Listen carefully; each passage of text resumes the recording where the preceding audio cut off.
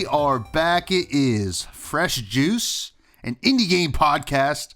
I am one of your hosts, as always, Tommy Fresh, and joined, as always, is our other host, Matty Juice. What's going on, everybody? Fresh Juice coming in, episode 5, 6? I don't know. We're rolling. We're just rolling with it. So we got an interesting one today to cover, an interesting game to cover, Tommy. But first off, how you doing, man? How's everything? I'm good. I had another busy week. This past week it was not busy because of work. Thank God. It was more of doing personal stuff. I just dropped the pen, which we're leaving it in. I had some personal stuff, which one of them was one of my best friends got married. And I had the pleasure of being in his wedding. So I got to do rehearsal dinner, wedding. And then, that was fun and a lot of drinking. And, normal me just agreed to go on a brewery pub crawl the day after the wedding. And, I was like, what's more drinking? So my fiance and I... Oh, no. Oh. No, sorry, go ahead. Oh, I thought I cut out there. You're good. It's my internet. Go ahead. But, you did cut out for a second, but you're cutting back in. And I'm going to fix that. My fiance and I went to go hang out with listener of the show and friend of ours and perhaps future guest, Baggeroni. You can find on the Just Because podcast. And... we went with him and his girlfriend down to South Jersey, Hamilton, which, if you don't know, is the blueberry capital of the world. Wow. Apparently. There are some blueberry fields, and you can get a lot of blueberry-flavored things. I would argue that Maine has better blueberry stuff, and I would say I saw more blueberry things going on up in Maine. But Hamilton, New Jersey also has quite a few blueberries going on, but it was fun. We went to it was like a tour. You were on a bus. You go from a couple different local breweries, local distilleries, local winery, throughout the day over like 6 hours. It was very funny because you're supposed to dress up because it's like Halloween, and we kind of got there early and we didn't really see a lot of people dressed up. You're like, uh-oh. And we knew that Bags and his girlfriend were going to dress up. So we knew at least it would be us four. And then there were a couple other people. There were some ladies dressed as butterflies. And you're on this like jitney is what they call it, like a bus. And, okay, you go to the first stop and the bus was like super quiet. But by the time we got to the second stop, the drinks were starting to like settle in and people were getting a little rowdy and having fun. It was a good time though. And then, other than that, I went to our cousin, Danny D-Train, Danny Dimes, Danny Cups. Danny Cups. He had a Halloween party, and that was fun. Got to hang out with some cousins and meet some of his fiance's friends, which was neat as well. And then, other than that, we met another buddy's baby. That was cool too. She was very cute. Babies are pretty cool. I've decided. And you heard it here first. Babies are pretty neat. So, what about you? What's going on with you? Yeah, it sounds like a action-packed weekend. For Saturday, let's see. We were. It's my mom's birthday. It was my mom's birthday, so we spent kind of the whole day with her. Went to like Duke Farms, which is in New Jersey, in like Hillsborough, New Jersey. And that was cool, walking around there. They got there's castles and stuff. I don't know. That was pretty fun. And then we went to like dinner and then just kind of hung out at the house afterwards. And then, Sunday was pretty much just football, all day on Sunday. But yeah, other than that, I mean, work's been, hasn't been too busy lately, which has been good. And, I've had a decent amount of time to play some games. So, that's always nice, especially with these weekly ups that we're doing. But yeah, no, it's been good, and I'm just pumped to talk about this game. Well, happy birthday, Aunt MJ. I know you're listening. Woo! You're a big listener, always have been.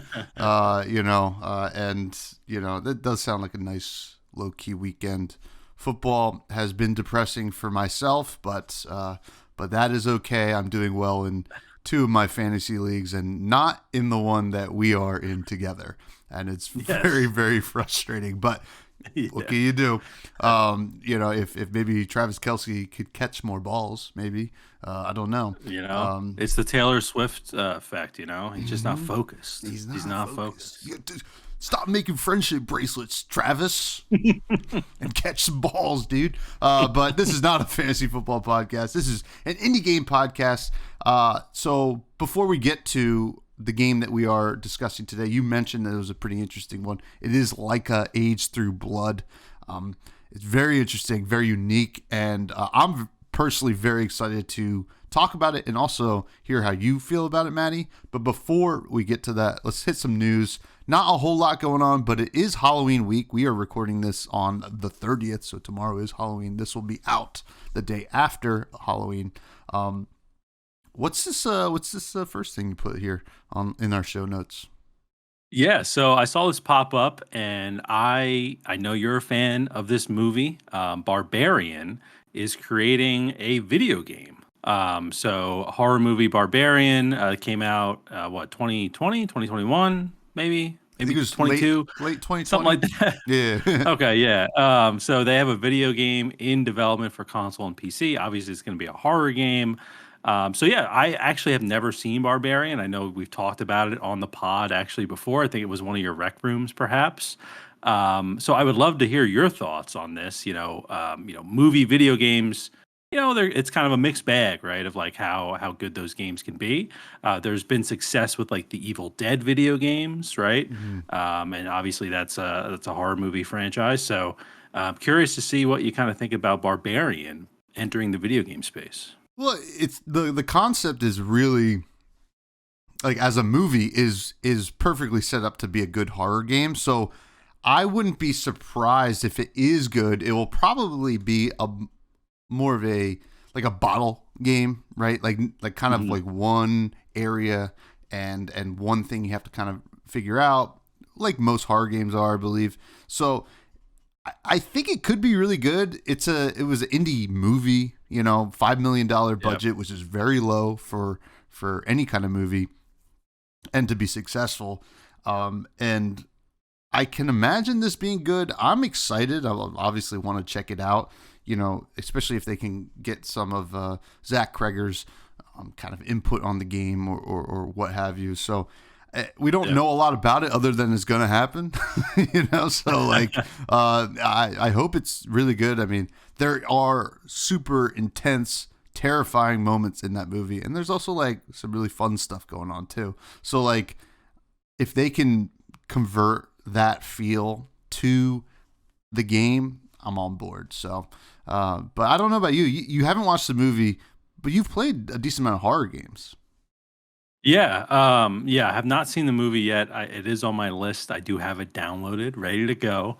But yeah, I've played a decent amount of horror games. I'm not a huge just horror guy in general. Like I've watched a decent amount of horror movies, I think, but it's mainly just because of Maria wants to watch them. And I'm just like, all right, I guess I will.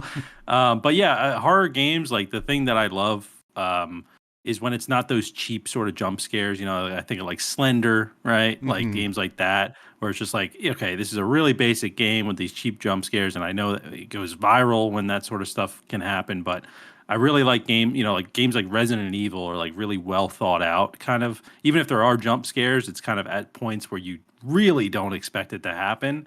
So I'm curious to see kind of what avenue they take, because obviously the easy route is, and I don't know enough, obviously, about the movie to really know how they would do these scares. But the easy route, right, would be just kind of making like a Five Nights at Freddy's sort of experience, right?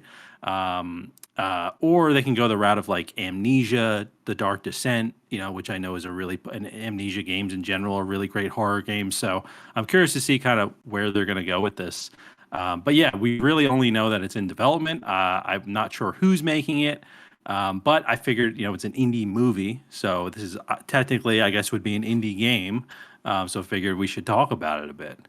Yeah, no, it's very exciting, and I do really, I do think you'd enjoy the movie. I really do, and like There, like, it's not a lot of. I don't think it's a lot of cheap jump scares. It's more of playing on your expectations and then Yeah. completely flipping it around. So you're like, well, I didn't see that coming at all. And then also like breaking the tension with some laughs, which is a lot like the Evil Dead movies, right? Like that's what the kind of idea was there, and the Evil Dead movie games have also been successful. So it'll be interesting. Yep. But the next thing that we had, it's like not a whole lot, but it is Halloween week, so obviously Barbarian makes sense there. Talk about that, but there was this game at PAX East last year that we could not get enough of, and we really hope to kind of explore it on this channel, this podcast, whenever it comes out. It is called Goons, Legends, and Mayhem. So this is a hockey game, like a hockey arcade game, basically. But they take a lot of the feel of like Mario games, right? Like Mario sports games where there's like power-ups and stuff like that, and it's a little bit more silly, like, sure, there's some like typical hockey strategy going on, but Yeah. there's a lot of fun stuff happening as well with like the different kind of characters you can play and whatnot. But literally today they posted on Twitter that it's very close to being released. They had a demo out, but I think they took it down so they can work on the game some more. But they did a trailer today where it is going to, not it, but they are describing in the trailer that there are a bunch of different skins that you can get. Obviously, costumes are getting the Halloween vibes going. But the skins are able to purchase in-game with the in-game currency. So it's not microtransactions, but maybe there's a way you can get more in-game currency, but I'm sure that you earn the currency throughout the game itself. But very exciting. I mean, I love the hell out of that game. Myself, Danny Cups, who we've mentioned, and our two friends Will and Pat have played on I think it's Mario Party 5 had a separate little sports section where you can play like mini games, and we played the hockey game all the time. We still do. We'll break out the Wii and pop it in there because it's a GameCube game. But also in the newer Mario Party game where they did like the All-Stars or whatever, you could play an updated version of that hockey game. And it was really fun, but it would have been cool if we had like power-ups and stuff like that. So very excited for Goons. Now, what was your take on Goons? Yeah, no, I love playing it when we were at PAX. I really think it's, they're taking that Mario Party idea and just running with it and making it like a full game with power-ups and skins and different characters that have different abilities when you're playing. And honestly, I kind of just forgot about the game until you had shared this tweet, that they were talking about Halloween. And at first, I was kind of thinking that it was a release date or something like that. I don't think there is a release date yet for the game, but I'm really excited about it. It's just one of those games that it kind of has that Rocket League vibe where you just can pick it up, play for a few minutes, have a great time, and then you're kind of done with the match, or it's also just a great party game in general. So yeah, I think we're going to be playing a lot of this. This Boomerang Foo, we're going to be mixing it up with those sort of games when we're hanging out, definitely. But yeah, Goons, Legends and Mayhem. I used to think it was Goons, Legends of Mayhem. And I don't know if this is like one of those situations. Yeah, where like I thought I could have sworn I had like a business card from PAX that said Legends of Mayhem, but maybe I'm just losing my mind. Now I do think that the title of the game, I understand Goons is like it's like a Canadian term, right, for related to hockey, I believe. It's usually the guy who's like beating up people and like getting in trouble, I think. Yeah. So like I think that's fine, but like it would have been cool to just have hockey in the name too. I feel like that could help their marketing a little bit, or something like Goons, like pucks and mayhem, or I don't know, something like that. I don't know. But yeah, I'm super excited for this, and it's great to know that we'll be able to earn like the skins and stuff just by playing, rather than like having to cough up the microtransactions. So I'm sure this game will also not be free to play if that's the case then. So curious to see kind of what their price point will be, but yeah, we'll keep our eyes on it for all the listeners out there, and we'll let you know what's going on with goons. Yeah, and when we played the demo at PAX, obviously it was a group of us, so we wanted to play like the multiplayer. And I remember they had a demo of they had a single player like campaign, like a story mode that you kind of Oh, it was like cool. You like skate through like a map and like beat like different goalies as you're going through, which was pretty neat. I would be interested to see how that plays out. Whenever we hopefully review that game. yep. But very exciting. But also, you mentioned the Mandela effect. I came up, or not came up, I saw a Mandela effect thing on TikTok literally this morning where, Yeah. you know, the song I'll Be Home for Christmas? Mm-hmm. You know, the line, I'll be home for Christmas. You can. I don't know. You can. I always thought it Love was me. you can count on me, right? Okay. That was the line. Apparently, it's you can plan on me, right? You can. Oh, wow. That's very different. It's very different, but apparently, I looked it up. I think that the radio version does say count on me, but like the original version is plan on me because all the covers say plan on me, but I think Michael Bublé says count on me. I don't know. Doesn't matter, but it was just funny that you mentioned the Mandela effect, and I literally saw something today. But without further ado, Matty, I think it's time for the main squeeze, don't you think? I think it's time to get squeezing. Let's do it. Let's get squeezing, folks. So tell us a little bit about what Laika Age Through Blood is. What is the elevator pitch for this game? Yeah, so super interesting game we've got here, folks. It's called Laika Age Through Blood, like Tommy mentioned. It's classified as a Western-inspired motorvania. So you're hearing that right, a motorvania. So that's taking a Metroidvania and collabing it with a motorcycle game, similar to maybe like Trials, if you've played the game Trials before. So very interesting. It takes place in a post-apocalyptic wasteland. It is a very depressing and gory sort of game. It is available on PC currently. It will be available on consoles in the coming months. I'm not too sure yet on the dates for that, but just keep your eyes peeled for that. There is a demo available on Steam, so if you do like what we say about the game, definitely try out the demo before purchasing. And it's developed by Brainwash Gang and published by Head Up Publishing. So not really familiar with those guys really at all. This is definitely our first time playing a game from the developer and that publisher. But yeah, it's a definitely a motorvania, I think is the perfect way to describe this game. But I know we need to get into the gameplay and get into the nitty gritty of it all. So without further ado, Tommy, what did you think of the gameplay for Laika Age Through Blood? Well, so this game, the gameplay, it was, first of all, something that I'm really, really into. I love Metroidvanias. And we've brought up Dead Cells like a million times. Obviously, that's more of the roguelite like style stuff, but like Castlevania series is like one of my favorite franchises of all time, right? Like I love playing Castlevania games, and that kind of vibe, kind of exploring maps and getting upgrades and kind of progressing through a story is like so much fun, and like really unique boss battles. So this game has all of that, I felt, plus the added dimension of the motorcycle gameplay, which, I've played games like that on mobile. Like I haven't played anything like on console or anything like that where you kind of are like you control the axis of how the motorcycle's going, right? And like you're going up ramps and you do backflips and front flips, yada, yada, yada. But the cool thing about this game is you have a gun, right? And you're doing it, and you can go into bullet time, right?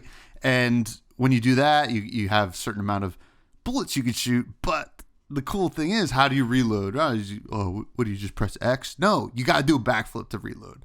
And that was so cool. On top of that, you can like reflect bullets by like trying to spin your bike and like some bullets can't go through the bottom of your bike, so you got to keep that in mind when you're like jumping over enemies. So it felt like this crazy amalgamation of like a Castlevania Metroidvania as they're called, one of those motorcycle games like Trials. I've never played that, but I know the style of game. Yep. Plus almost like Contra in a way. I don't know if that makes sense, but because like of all the gun combat, I mean, obviously you get that in Metroid a little bit, but this is like all of your enemies almost have like exclusively have guns, right? You are a fox. You come from like this village of dogs, and the enemies are birds, and that's pretty much it. But like and we'll get to the story in a bit, but I found this gameplay to be extremely hard, but that is not a bad thing because I found it to be very rewarding. You get a lot of checkpoints throughout the game, right? So you can kind of progress through these little mini spurts of combat against these birds, and it's rewarding to you once you figure out like I can't just speed my bike into these guys, right? I just can't do it, right? It doesn't make sense. I keep trying to do that and like try to shoot everybody as fast as I can. No, you got to have some finesse. You got to take your time. You got to think about when you're flipping and reloading and what weapon you're going to use. And I found it to be kind of really fascinating and addictive. And I really enjoyed this gameplay. And I'm not even scratching the surface here. It's very fun. It's very fast paced, but it also requires some like critical thinking, I found. And then I was even showing the trailer to Bags when I was on the bar crawl, and he brought up something that I didn't even put together. It's like, oh, this reminds me of Katana Zero, which I was like, yeah, right? Like you gotta have to like do this bullet time stuff and figure it out.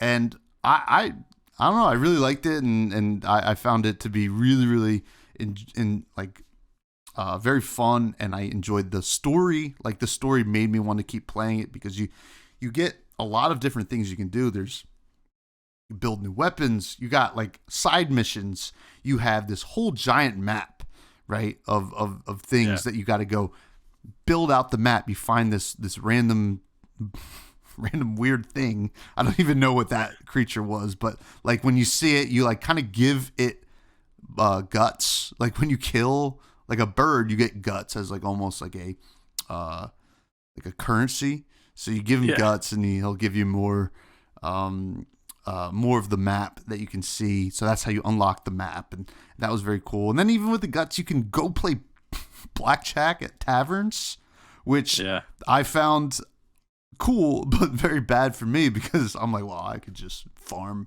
guts here, and then I'll just lose 10 hands in a row. And I'm like, well, this is exactly what happens to me at Atlantic City, and what can you do? But realistic, it was very realistic, and I'm sure I'm forgetting parts of the gameplay here, but those were like the huge things that I really enjoyed. I will say with the difficulty, like it took some time figuring out some stuff and understanding how I should approach combat, and also understanding how the map works, because it is 2D, but the map kind of goes in like 3 different levels. So like you have to understand how you get to new, what do you call them? Like areas on the map. You have to understand that, it's like operating on this weird 3D but 2D axis, and you have to, understand that. But I found it to not be a hindrance at all. But that's where I'm at with the gameplay. Obviously, I really liked it. What about you? No, I'm thinking, you made a lot of great points. And just before I get into like my thoughts, were you mouse and keyboard or controller? Controller. I was controller. Okay. Yeah. Yeah. I could see how mouse and keyboard would be fine as well, I think. I don't know. Yeah, I started with mouse and keyboard with this game, and kind of what you were mentioning about like, when you're on the motorcycle, you have to kind of balance yourself a bit, right? So that you're either deflecting shots or whatever, having to spin a certain way to reload your gun or reload like your deflection kind of meter. So I started with mouse and keyboard, but then when that stuff kind of got introduced, like pretty early on, I switched to controller because it's just so much easier with like a joystick in my mind to like control like your balance on something.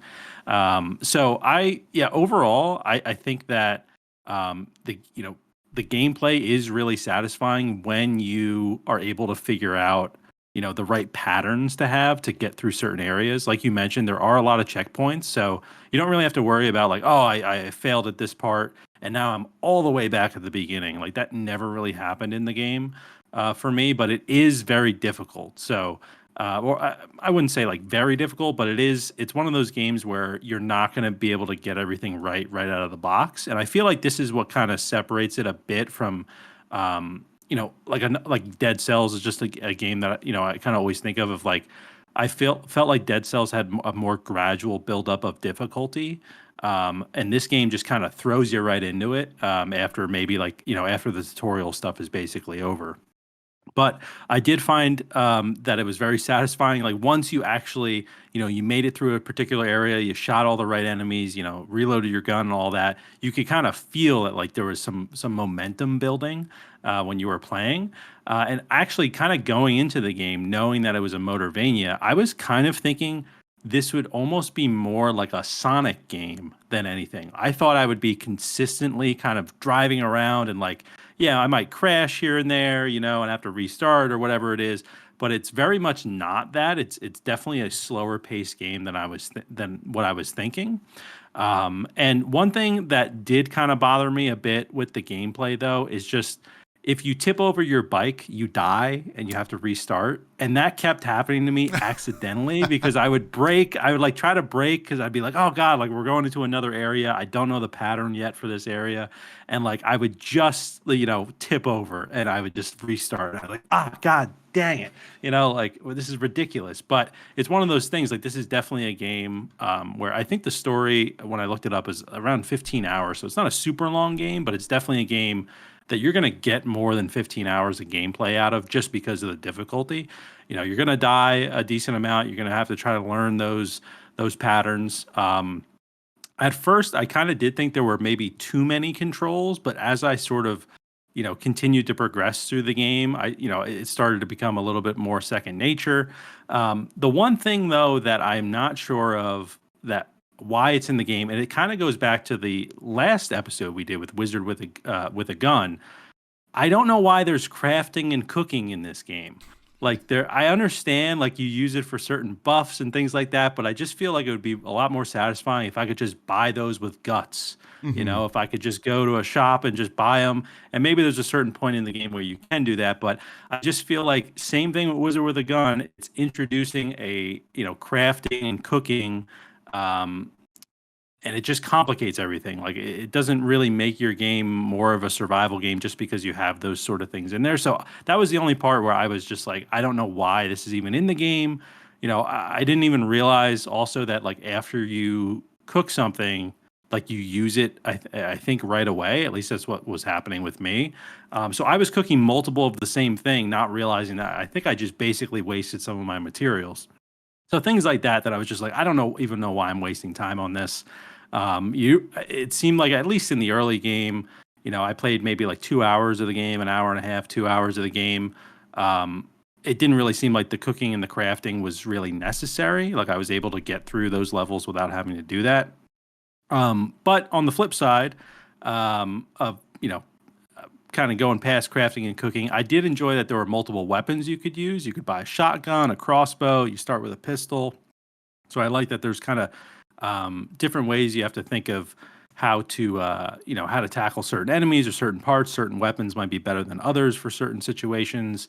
And I'm not sure on this. I think you might have played a bit more of the game than me. But the enemies were all the same kind of going through the game. They were just the birds with the guns. I'm not sure if that you evolve from that at any point. I'd like to think so, because 15 hours of those same sort of enemies that shoot the same way could probably get really annoying. But I have faith in the game that it's probably going to change at some point. It seemed like it was kind of heading there from like a story perspective as well. Even the boss battle that I did was pretty unique. So, but yeah, overall, I mean, I did enjoy the gameplay. I thought it was really unique, and I would love to see. Yeah, I'm definitely going to play more of this game. I think a big thing. We were talking a little bit before the show. And some of these games that we play, folks, we already know we're not going to be playing more Yeah. of. All right, so like it's just a game that we play enough of to give a review. But this one is definitely one I think for both of us that we're going to be playing some more of. So that should be a pretty good sign right out of the gate. And we're just talking about gameplay right now. That it's a well-made game. But I know kind of the bread and butter, at least for me with this game, was the story. I know you're excited to talk about the story, Tom. So, what did you think overall for the story so far? I know we haven't completed it, but what did you think so far about how they presented the story? Well, I before I do the story, I do want to say yes. The enemies they start to change. They're all birds, but Yeah, they just get better weapons. At some point, like you just start with like kind of like some dumb birds. And they'll shoot you, and they'll kill you for sure. Like you get your like basic stormtrooper birds, right? It's like not the best aim, but they'll get you every once in a while. The first really cool one you run into that's like not just a bird, it's just shooting you. Like they jump from like just regular birds, and then like one with a sniper's got better aim, and then the cool one is like got a rocket launcher, right? And if it shoots the rocket, it's heat seeking, so it follows you. So you got to shoot the rocket before it gets and then to the you. bird. And then the bird. Yeah. So, it progresses beyond that. I haven't seen a lot of new ones, but all the boss battles you brought it up, I think it is worth mentioning in the gameplay. All the boss battles I've played have been super unique and play to the gameplay perfectly. I felt like, you're just like, oh wow, it makes sense. Like it feels very Castlevania-y. Like, oh, now you're doing something different, like that, like you've unlocked. Like the first boss battle is just normal, right? Like you're just doing your pistol stuff, and the second boss battle, because the first weapon you can technically create based on what you can find is the crossbow. So the second boss battle is like, this is for the crossbow. You can tell almost immediately. Sorry for the spoiler, but you could still beat it without the crossbow. Just so you know, and probably with some other weapons as well. But all that being said, the story is this is a very story driven game, right? Yeah. And I think that's important for people to know. And I think this is the most story driven game we've had. It starts out. Literally when you start the game, one of the dogs from the village was like crucified, right? Basically the guts spilled all over the place. And then another dog you gotta kind of go try and save. And that dog's not in a good way, right? So just so you know, like as soon as you start, and there's even a warning before the game's like, listen, this is a very brutal game. There's mentions of violence, sexual assaults, stuff like that. So you have to keep that in mind, obviously, if that's a problem. I wouldn't play this game, but, it portrays it in a way that, it doesn't, I guess, what would be the way? Like, it doesn't cheapen it for you, right? Like, it treats it with respect. So the story is very, very well thought out and well just put together. You are Laika. You are this female fox. You have a I forget if it's a son or a daughter, but you have a kid. Daughter. Yeah, daughter. I believe. And Puppy. Yeah, I think puppy and then the puppy, and then there was Poochie. It's all dog name stuff. So like it deals with a lot of like heavy things, but through the lens of like a cuter video game, a lot like Celeste, which we've talked about a lot on the podcast. So it is a very interesting story. You have this kind of turf war, not even really a turf war. You have these two different, it's post-apocalyptic. You don't know what happened really from the get-go, but the birds are kind of like this military-esque faction in this post-apocalyptic world. And then you got the dogs, which is more your, we're just survivalists, we're nomads. It feels very, like what you would think a pack of dogs would be. They stick together. They're very community oriented. Not to shit on birds or anything like that, but whatever. But birds aren't real anyway. Birds aren't real. They're maybe that's what they're saying. It's like, they all got guns. Birds are for the government. And then you go find other communities of different animals, and you need to try to get their help, or you end up finding out that they need your help. So the story is very intertwined throughout the gameplay, and it does it in a really neat way. You got some really cool cutscenes and really cool animations. You have like this radio that, like, as you're completing quests, the radio will kind of buzz off, like, oh, I did this, like, oh, I need you to do this now. And I found the story to be really interesting. There's a lot of, like, Castlevania games usually are pretty linear, right? Like, you can do a lot of stuff, but there's not a lot of, like, side quests or anything like that. There's a ton of side quests in this game. And if that's your thing, like, I know you mentioned, like, probably a 15-hour story. I think if you did everything, it's got to be more than that, right? Even without all the dying. So, like, it's I found the story to be, pretty enthralling, and that's, one of the reasons I want to go back or continue to play the game, not even go back to it. Like, I played it today before we hopped on. So that's where I'm at with the story. It's like really good. Yeah, definitely agree. I didn't realize the story would be so heavy. I should have known, just based on the name of the game, Age Through Blood, right? That, like, it was going to be going through a lot of different things that probably weren't too great, but I thought the story was definitely one of, like, the strongest parts of the game. Like, I felt like I was kind of hanging on to every word. The dialogue was. They actually do something really great with the dialogue, where you're obviously driving your motorcycle through certain things, and so you might not always have time to read the dialogue or to skip to the next piece of dialogue. So each dialogue box that kind of shows up, there's a little, like, cooldown timer, or at least a lot of them if you're playing, and so it'll kind of move you along the story even while you're sort of playing. So you can just kind of read. You don't have to worry about hitting an extra button to get to the next piece of dialogue. So I thought that was great. One thing I really liked about the story overall, and this is, maybe even part of, like, the gameplay elements as well, is what they call, like, different locations in the game. So they have, like, a cemetery. They call it, everything is kind of where something is. So you go to the cemetery, it's like where our ancestors rest.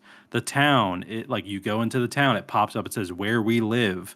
You go to the bar in the town, it says where we forget. Like, it's just a really cool way to kind of, I think the bedroom I have written down here is like where we dream.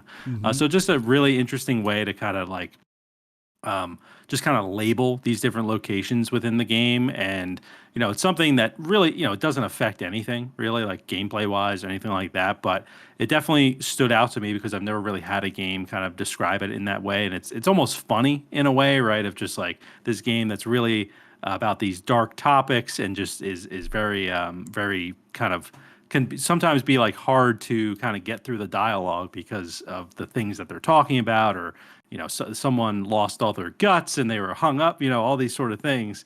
So it's kind of this little comic relief in a way, where it pops up and it's like where we live. It's like, oh well, yeah, obviously this is where we live. This is where all the the townspeople are. I also thought that a lot of the characters that I was running across were pretty funny, even if it was like I didn't really have a side quest with them or any interaction, other than just a few dialogue boxes that kind of popped up. Everyone kind of was, like, very weird, or, like, just kind of it fit perfectly into this vibe of, like, this really depressing kind of spot that you're in. I think overall the story really captivated me, and it's going to be, I think, the driving force for why I want to continue playing the game. And kind of, it also does help with the difficulty aspect, right? Where, like, the game is difficult, but you want to know what happens next. So you're gonna do your best to try to get through these levels.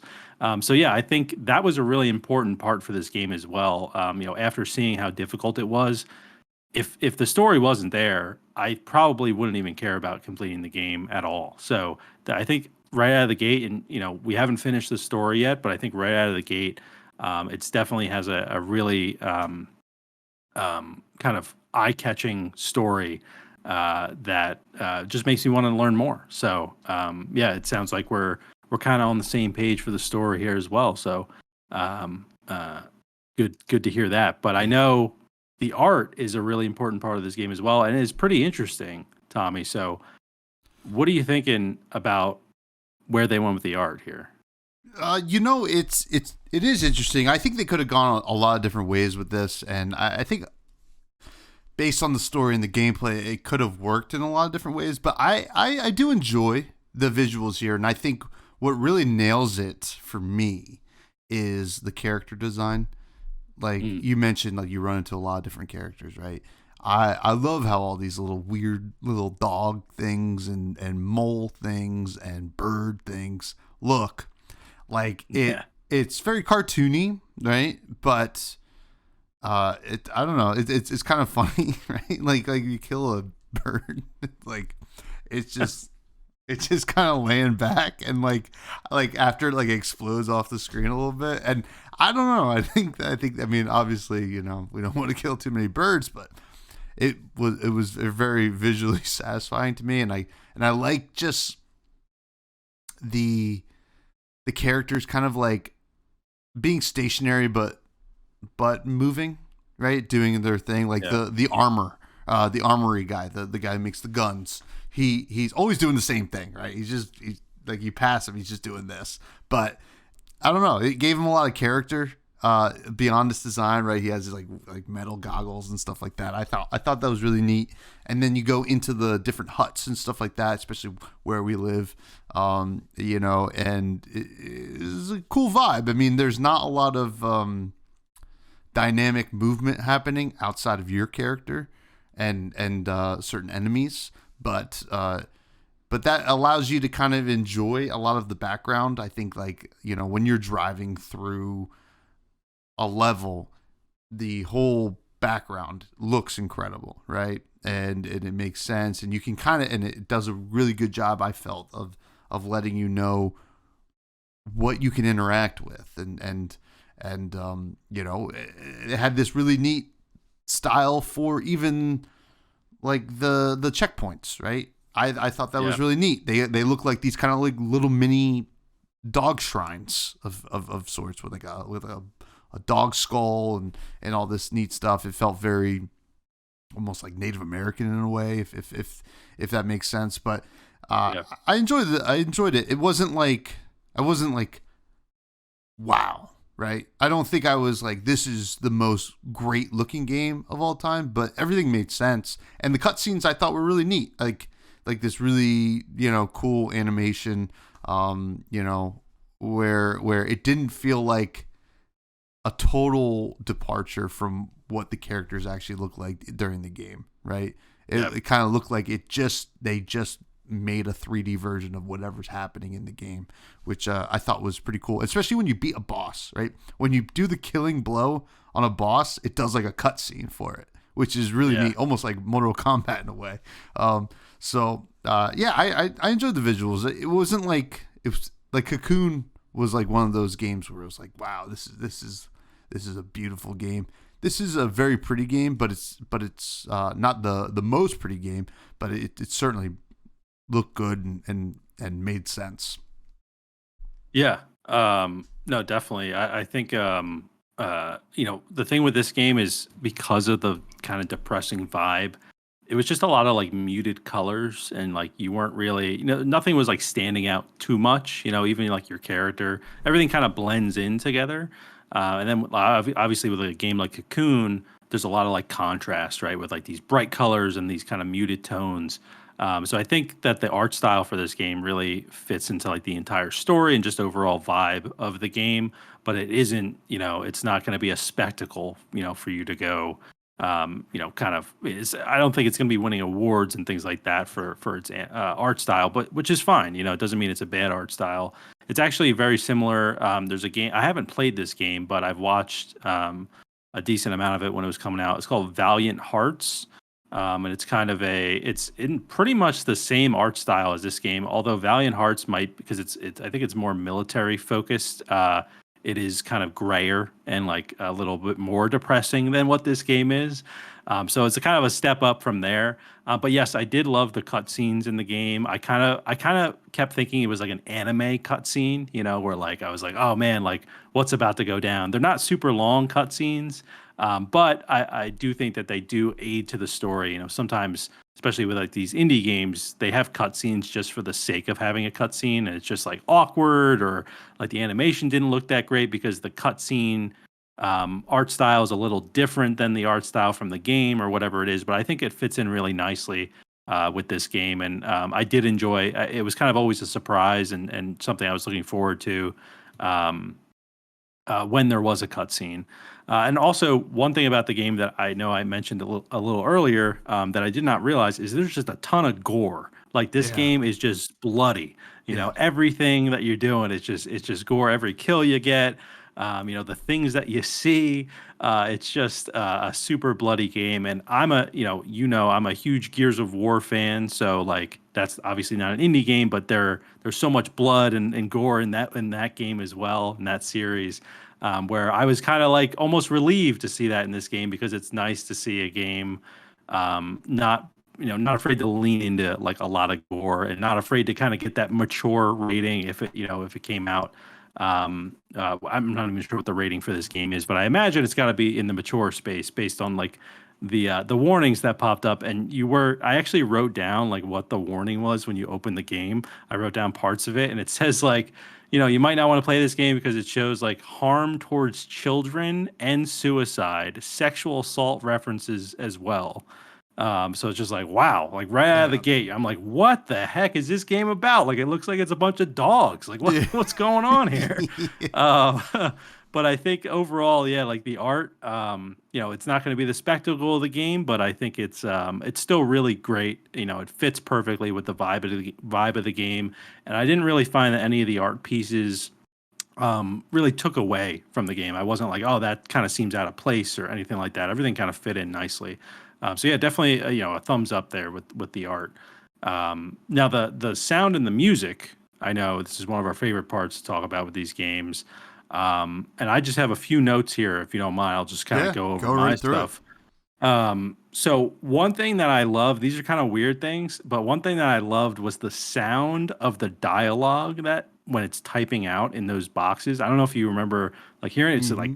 it's like almost like a typewriter, but in like I don't know, maybe a little different than like a typewriter. I thought that was really satisfying. When I kind of first, heard it, and I wrote it down immediately. But really, I think like the coolest part about this game in terms of the sound and the music are the boom boxes that you can find. Yep.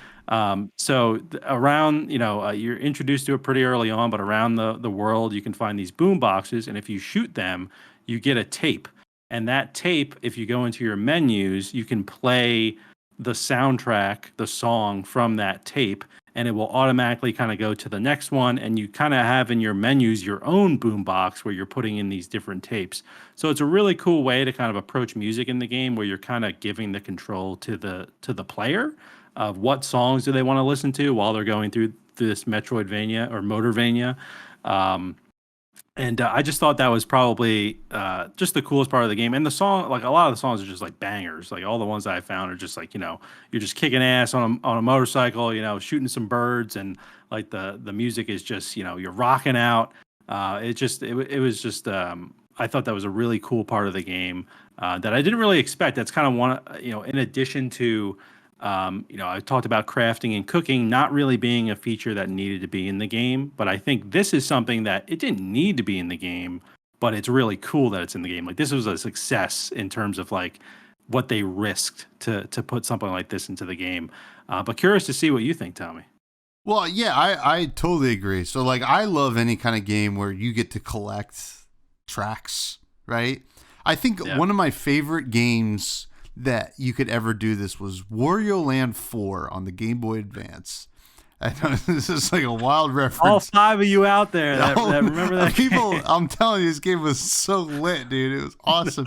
But like you collect little CDs, and like they're in the menu. You can go and just like jam out to some weird Wario music, which is pretty neat. Nice. But as soon as I saw that this happened, because I noticed the music right away, I was like, oh, this is like, kind of like this like indie vibey kind of thing with like a southwestern vibe, because like you're in this kind of desert post-apocalyptic thing. It feels post-apocalyptic, but you got these really almost like Bjork, maybe like Phoebe Bridgers kind of thing going on with the vocals, and initially I was like, oh wow, this is really cool, and then I was like almost a little bit confused, because there's like an opening credits thing where after the first mission, you're bringing something back to where we live, right? And you're kind of seeing the landscape. It's really cool, and you're kind of getting the opening credits at the same time, which is really neat. Yeah.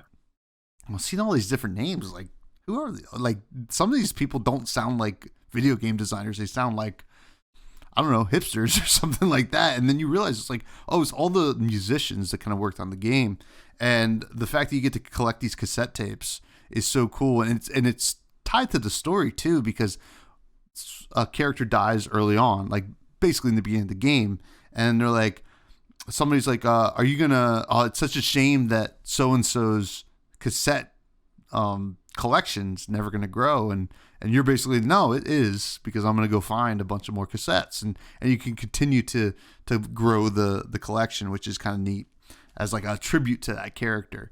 But yeah, no, the music's great, sound design's great, all the guns sound cool, and just like everything, and your motorcycle, it doesn't ever get annoying that you're on a motorcycle. I don't think. Like, I think it can be easy to make your motorcycle like sound annoying if you have to ride it all the time, right? Like in a game.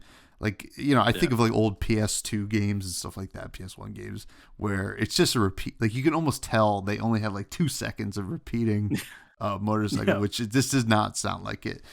So I found the sound to be great and the music to be excellent. I think obviously they really cared about it, right? You don't just have a bunch of original songs in a game, like that. Like, not even like, sure, you get like a whole soundtrack, but like this is like a lot of originality going on, and really kind of definitely contributes to the entire vibe. Now, do you want to get to our ratings, or we could talk about performance real quick? I'll just say I didn't run into any issues. I played it on Steam. Obviously, it's only out on Steam currently, but it will be out on everything else soon. Did you run into any issues? Yeah, all good from my end. Also, played on Steam, and yeah, no issues from my side. Yeah, it ran perfectly. What are you gonna give it? Well, here, I'll talk about our ratings real quick.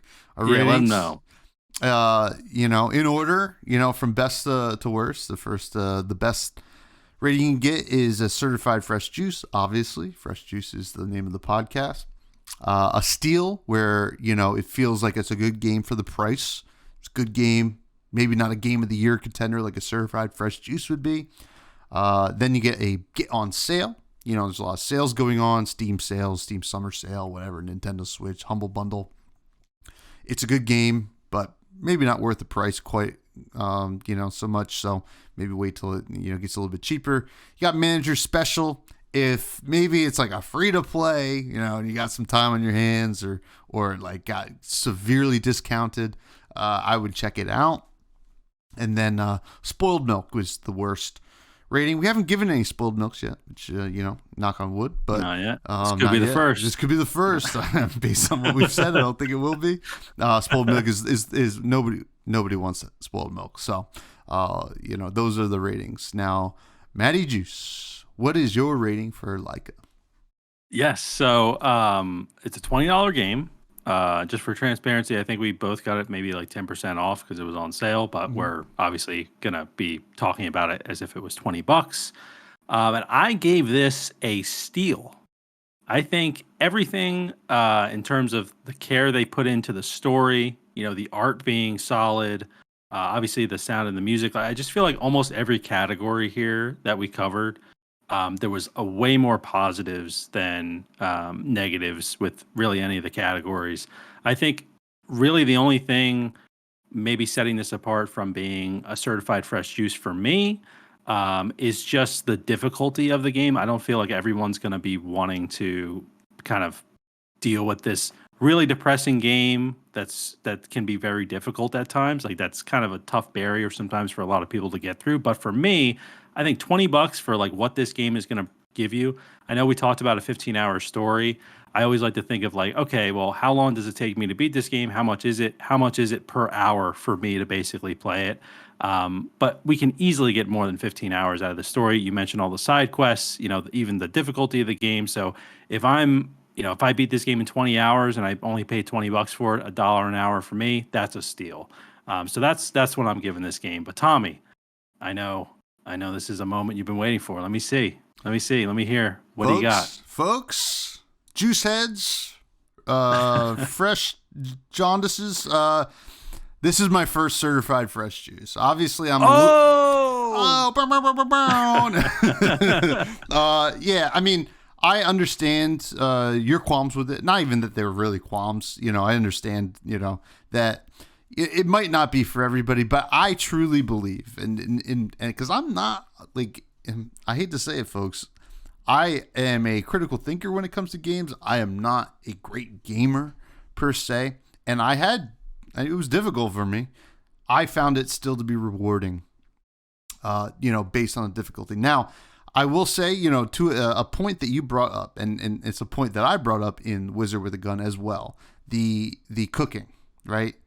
I did not have a problem with the cooking in this game, and the reason was I found that the cooking helped with the difficulty, right? I was like, okay, oh, this is going to help me like actually beat these like harder parts for myself, and you get to kind of like get the completionist thing going on where you're filling out a recipe book and you're like, oh, that's pretty neat. Like it never felt like necessary, which you brought up, which I think is a good thing. Like you can kind of just play this game on super hard mode.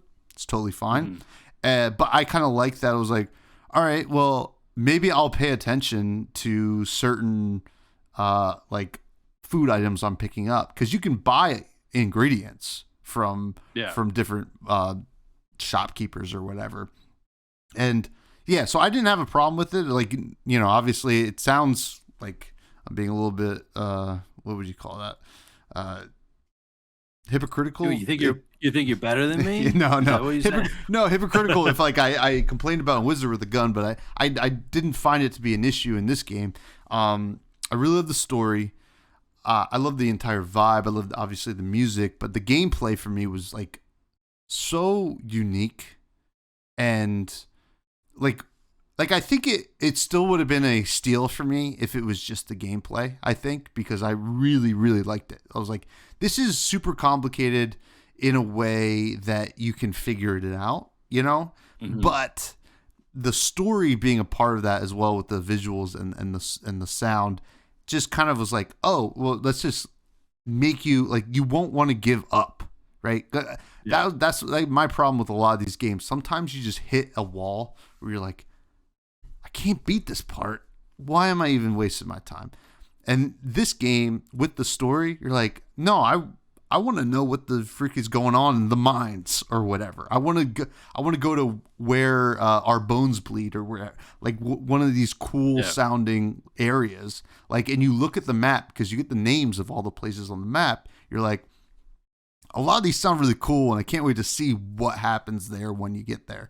And I found it to be very rewarding, and I love the boss battles. The boss battles were super unique, and the way you kind of, progress through it. But certified fresh juice for Tommy Fresh over here.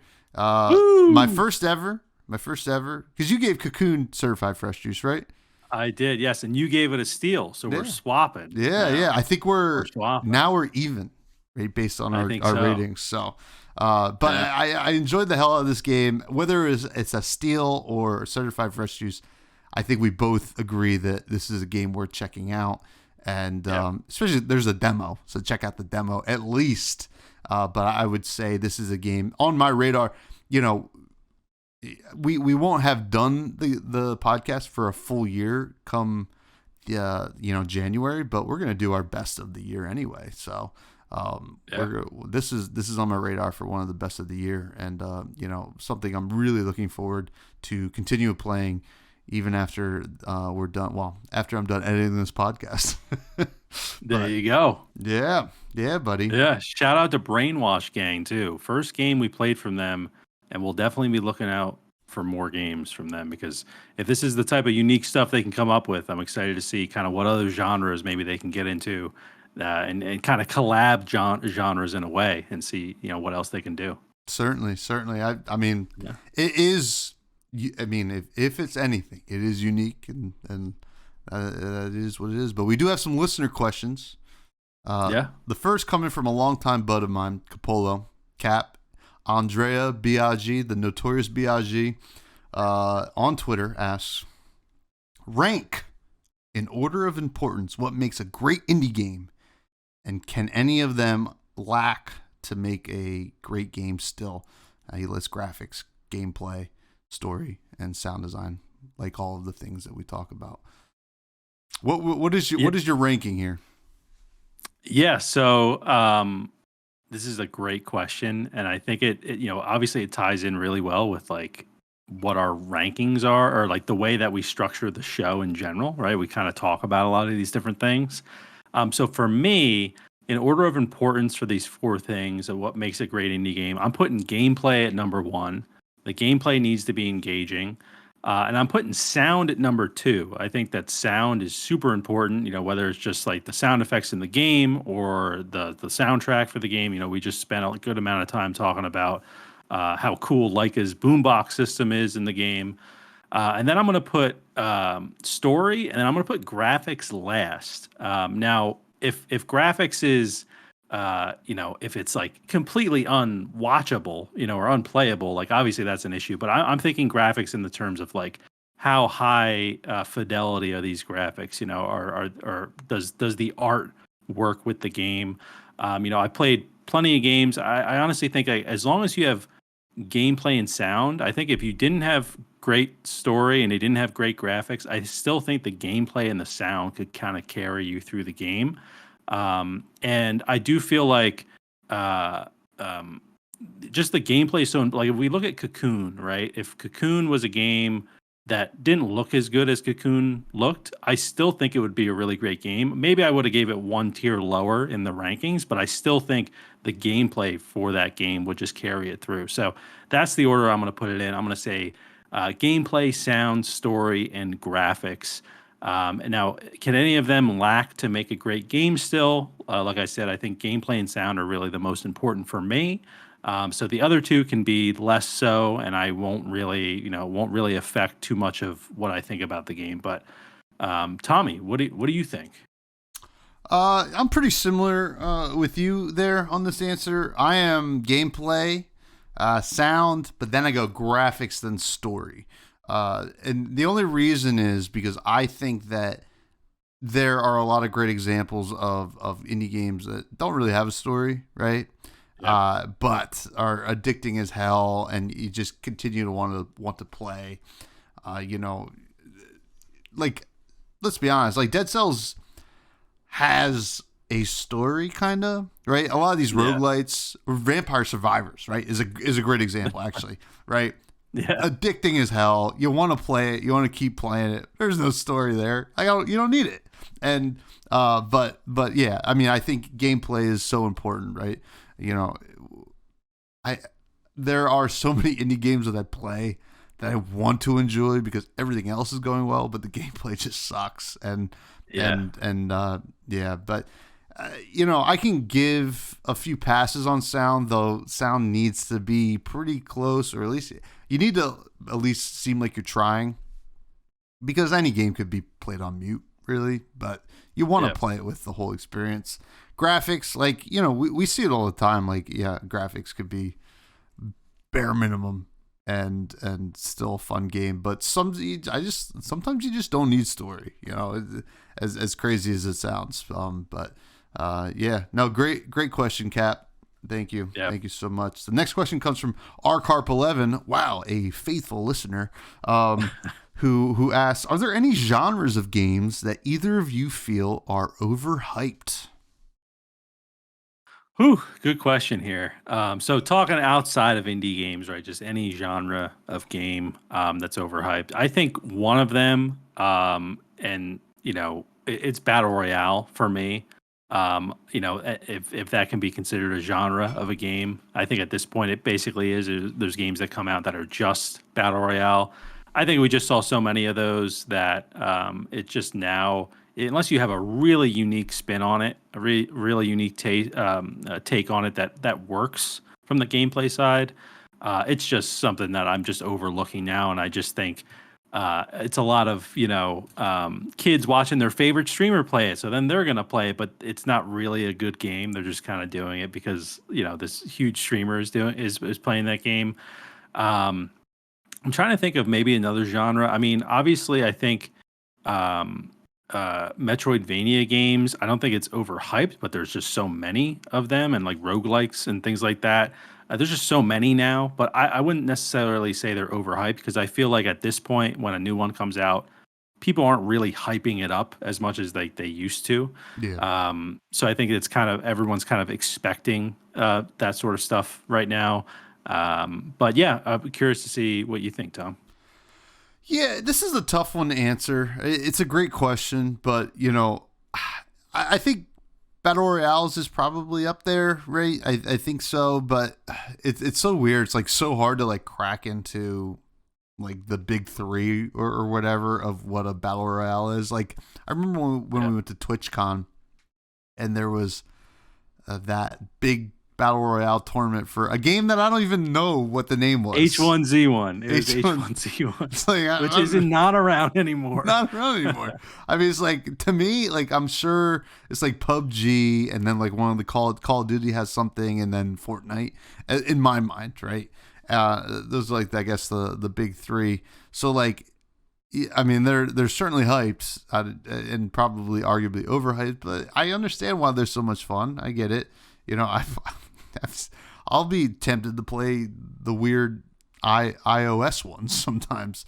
I think to me FPSs maybe they're a dime a dozen first person shooters. I don't think, especially Call of Duty, like they put out like a new one every year. It feels like, and it's never a lot of depth. They're not really doing a whole lot. I mean, it's just like you're just still shooting guns. And whoa, you got new guns this time. And like every once in a while, we'll see something that changes the game a little bit. Like, was it Titanfall? Yeah, Titanfall. Yeah. Which was like, oh yeah, you can like, do like all this like cool like mech stuff and whatnot. But I don't think there's, based on the amount of games that come out that are FPSs, I don't think there's like nowhere like this is the amount of games we get for FPSs like all the time. The innovation's like all the way down here. Like it never even comes close. I don't think like they're not innovating the game. So and basically we saw just Laika. Like we want to see stuff like that, right? We want to see an innovation of a certain thing. I don't know if I would say it's overhyped, but Souls likes to me a little overhyped. Oh. Yeah, I mean, like like it's very rare to see like a super unique one. I think but it's really personally first person shooters are the most overhyped, in my opinion. I mean, I just think we just get so many of them. It's just boom, boom, boom, a new first-person shooter. Everybody plays one for 2 weeks, and then they go back to Call of Duty. It's like, what can you do? I don't know. Yeah, no, I think that's a great point. And like, I think specifically like military FPSs, like I always see like on Steam, like these new military games coming out And then I think even recently, like one of them came out maybe a year or two ago, and I saw over the summer like they were already shutting down the servers. which is That's just because crazy. there's just so many, just Battlefield, Call of Duty. Like we don't need more military FPS games. I would actually like to see more third-person shooters in general. I feel like if you're gonna try a shooter, there's some more room there for like some innovation. Like I know like the Division is a pretty large third-person shooter, and they do some cool stuff that like the first person shooters don't do. Um, but yeah, I think honestly, I think the last FPS game that I thought was innovating well was High on Life. I'm not sure it was like by the creators of Rick and Morty, Hmm. and it's on Game Pass as well. But I didn't end up beating the game, but just like the way that game felt, you know, like your gun is like a character in Rick and Morty, basically, and they're talking to you, they're like taunting you and stuff, and like just the way all those sort of mechanics in that game worked, um, kind of just refreshed my love of like FPS games. But I definitely agree, like it's just so saturated, and that's just the thing with a lot of different genres now. It's just so saturated because it's just so accessible to make games these days. But Hmm. yeah, definitely like FPS is probably at the top of the list, I would say. And then that kind of pairs up nice with Battle Royale just being, you know, everywhere these days. And I actually think, you know, this is kind of getting outside the question, but extraction shooters are, or extraction games are probably the next wave after Battle Royale. So games like Escape from Tarkov, which is like a more of a military shooter, which kind of like almost like started this whole sort of thing. There was, you know, there's a game called Dark and Darker, which is like not a shooter, but it's an extraction game where you're like, it's kind of medieval and like you're fighting these skeleton monsters and there's other people in the world and you need to try to get loot and extract and get out of there. So I think that's kind of the next wave after Battle Royale, just because it does have some replayability to it, similar to BR. But I think if this question was asked maybe in a year, I'd probably say extraction games are probably overhyped because I imagine we're just going to get a ton of them over the next year. I know Doctor Disrespect's also he's a the huge streamer. He's working on like his own studio and own extraction game. So anyway, this is kind of I'm kind of future proofing my answer right here. If we ask that again, but that's what I'm thinking for the next wave of overhyped games. It's certainly fair. I mean, I haven't played them, so I wouldn't really know. You know, I have some friends who play some Escape from Tarkov, and they love the hell of it. They're like they even friends from Flesh and Blood that Yeah. like I'm like, oh, you haven't been playing much Flesh and Blood lately? He's like, yeah, I've just been Escape from Tarkov all the time. I'm like, all right, like Yeah. maybe I should check out the game, but I also one first person shooter that does actually remind me of some innovation that I saw was something with friends, I think it was called, where it's a card game but it's also a shooter. It was at Uh, PAX. Um, yeah. I don't yeah, remember what that was called, but yeah, it was like deck building meets first person shooter, which right? is Kind of. very Yeah. cool. Feels like motorvania or something like that. Like we got to start seeing more of that, I think. And sure, you're Yeah. gonna miss a couple times, but that one's apparently a lot of fun. Um, now this brings us to the rec room, my friend, where we recommend something that's perhaps not an indie game, and hopefully the juice heads out there check it out. What do you have to recommend this week? Yeah. So this is, I know we can do anything outside of indie games. I think technically this is an indie game that I've been playing a good amount of. You might be able to guess what it is, but it's Lord of the Rings: Return to Moria, which I know it's Lord of the Rings. That's not indie by any means, but I believe the studio is technically an indie studio. But this is a new game that came out, I think, last week on the Epic Game Store on PC. It's a $40 game, so it is a little pricier when it comes to like survival games. But this game, I've been just having so much fun playing it. So kind of setting the stage for the game real quick is this takes place after the Lord of the Rings. There is lore involved in a story. Gimli, the voice actor from the movies, is also in the game, and he's voice acting his own character, Gimli. And he yeah, it basically sets it up in a way where like it's after the ring has been destroyed, and spoilers for anyone who didn't know that. And then all the dwarves are essentially waiting for Durin to come back. And Gimli's basically like before they go into Moria and try to go back into Moria and reclaim it. So Gimli's basically like, screw that, we're going now, and that's basically what the game is. So you get to create your own dwarf. You can play with up to 8 people, which is really cool. And then every world, it works similar to Minecraft, where every world that you're in is a different seed. So they're all procedural. So like my buddy Joe, like Joe, he hopped into my game and like it was completely different, like the layout of like all the caves and everything. So it kind of adds that replayability to it. I think a lot of the survival elements in the game are really fantastic. As someone who plays a lot of survival games, I think they did a good job with it. I know IGN gave it a lower score. I think it was like a 5 out of 10 or something like that. They gave it a 4. No, 4 out of 10. Yeah. So I think that because I did read that review before, like we had sent it in the group chat there.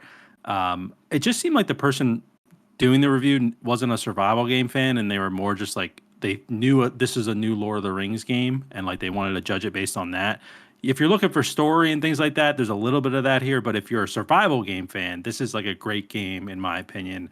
And they've already come out with a few hot fixes and updates, so they're working on the game. And there's a roadmap and everything for more content. But I've really enjoyed it. Fighting orcs and goblins and giant spiders, and there's a Balrog somewhere. I'm not sure where. Have not found it. I did find a giant sea creature thing that I'm not too sure what that is in some cave. So yeah, it's been a great time, and it's just fun playing as a dwarf. I love everything about Lord of the Rings. To kind of put the game in a nutshell, it really makes you feel like you're on an adventure. And that's like exactly what I look for when I look at something Lord of the Rings. I want to feel like I'm on an adventure, and it really does a great job of that. So that is my rec room for the week. If you got any of the listeners pick up Return to Moria, let me know. Tweet at us at Fresh Buds or at Fresh Juice Pod. You can tweet at me Twitter, too. I'll tell them. and tweet at Tom as well.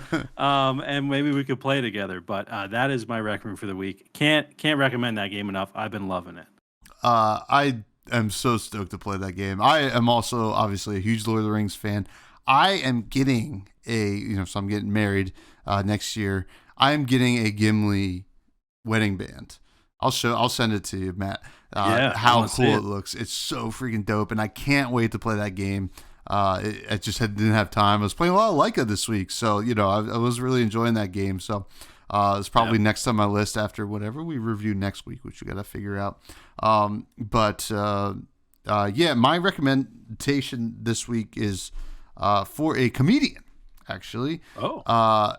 You might have heard of him. His name is Nate Bargatze. So he is he is a clean comedian, but you don't even realize. He's one of those, he pulls it off so well. He's kind of like the Southern guy from Tennessee, but he's got like this really like, he plays the dumb guy so well in his act. It's amazing. Like he pulls it off so well. And he has a couple specials. The Tennessee Kid, which was his first like full hour on Netflix. I can't recommend that special enough. He's had 2 specials on there since then. No, one other one on there after that. And then he had one on Amazon Prime.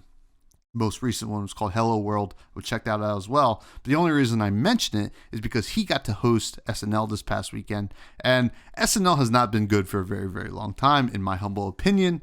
But I saw a sketch from this past weekend with him. Obviously, he was the host, where he plays George Washington, and they're talking about the different units of measurement that America is going to use instead of Europe. And honestly, it was the first time I laughed at like a SNL sketch in a very, very long time. So check out his comedy. It's very, very funny. He's just he kills. But if you want to look at the George Washington skit from SNL, it was also very, very funny. So yeah, Nate Bargatze, which is Bargatze. Yeah, big fan. Yeah. Yeah, Yeah. he's great. I can vouch for him as well. Like he's got like that dry sense of humor. And actually, I never really realized that he was clean until you mentioned it right there.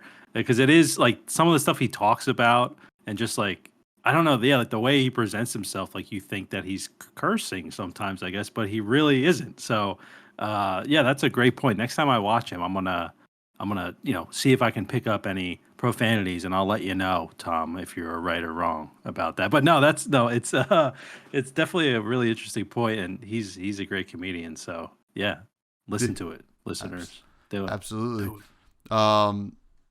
Well, all right, Maddie. This has been the show. It was a great time. I'm glad that we both liked Laika. Obviously, I liked Laika a little bit more than you. Maybe I'm a little bit more aged through blood than you. I don't Oh. know, not to brag or anything. But well, you want to plug your stuff and where you can find yourself and where we can find everything. Yeah. Yeah. If you guys are looking for to connect with us outside of the podcast, definitely check us out at Fresh Juice Pod on Twitter and YouTube and TikTok. Anywhere you can find us. We're on all the different podcast platforms, Spotify, Apple, all that sort of stuff. But definitely, if you're interested in checking out some of the video content, check out our YouTube channel. And of course, if you have any listener questions, please submit us at Fresh Juice Pod on Twitter, or just comment anywhere that you're seeing us. Just leave a question somewhere, and we'll find it for the next episode. If you're looking to connect with me personally after the show, maybe not too personally, but if you're looking to connect with me personally after the show, you can check me out at Matty Gorm, Gorm on Twitter and all the socials, really. And then, yeah, that'll be pretty much it for me. But Tommy, where are you at? I know I alluded to it earlier, but let the people know where they can find you. Well, you can find me at Fresh Buds Pod. It's mostly tweeting about Flesh and Blood, which is an indie trading card game. I do have a podcast, Fresh and Buds, that I do weekly. Have guests from the community of that game. If you ever are interested in the game, you can always just reach out to me. I will give you a lot of great resources to learn about the game. It's very, very fun. Yeah, you can find me there. And if you want to, if you want to reach Matty very personally, you can DM me, and I'll give you all of his details and where to find him, including where he works. Perfect. But that's going to do it for the show, folks. Thank you so much.